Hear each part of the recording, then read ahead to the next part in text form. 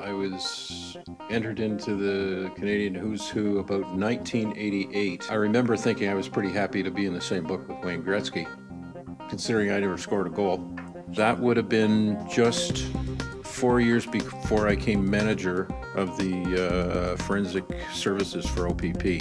The laser had been in operation while we had many iterations of the laser technology at our headquarters, but it had been around since 1977, so it was well established, and by that time it had been spread pretty much around the world.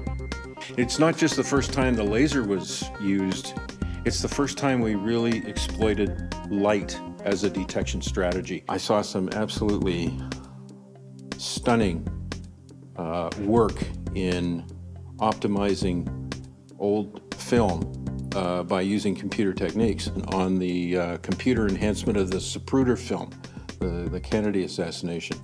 And I remember thinking at the time, if you forget this is the President of the United States, this is an awesome forensic tool. I saw that first the year after we introduced the laser. Between one thing and another, we ended up with the first computer enhancement system in Canada in '91. And I ended up being, I think, the first Canadian to give evidence on it in court the next year. I look at you, for example, and you're wearing a top that is black and white stripes. The black stripes are absorbing roughly 90% of the light that hits them, reflecting 10%. The white stripes are doing the opposite.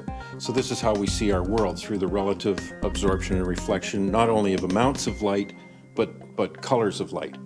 When we use lasers, first of all, but it's gone on to use lights like I showed tonight, we are exploiting the principle of luminescence, and it's not dependent at all on absorption or reflection.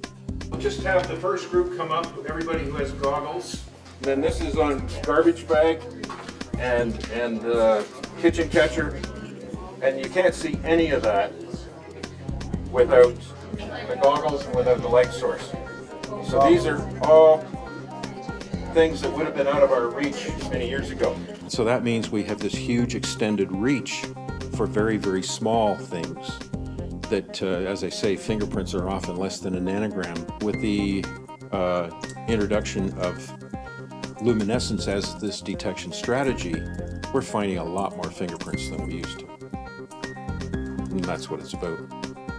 I think it's appropriate that Canadian youth would know that there are a great many things that have been originated in Canada, and it gives me a good feeling to know that I'm in there, and if somebody happens to stumble across that or go looking for that, then that makes me feel good.